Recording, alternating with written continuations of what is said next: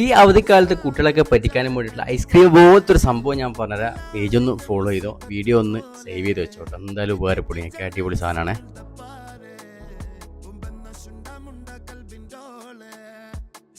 നമ്മൾ കണ്ണൂരായതുകൊണ്ട് തന്നെ കുറ്റ്യാട്ടൂർ മാങ്ങ ഇഷ്ടം പോലെ ഉണ്ട് വീടുകളിലെ. അപ്പോൾ കുറ്റ്യാട്ടൂർ മാങ്ങ ഒരു 5-6 എടുത്ത് ഇങ്ങനെ അരിഞ്ഞ് മിക്സിയിലേക്ക് ഇട്ട് അതിൻ്റെ കൂടെ പഞ്ചസാര ഉപയോഗിക്കുന്നതൊക്കെ പഞ്ചസാര ഉപയോഗിക്കുക, അല്ലാത്ത ഈത്തപ്പഴം ഇട്ടോ, കുറച്ച് പഞ്ചസാര കൂടെ ഇടുന്നേ കിട്ടോ.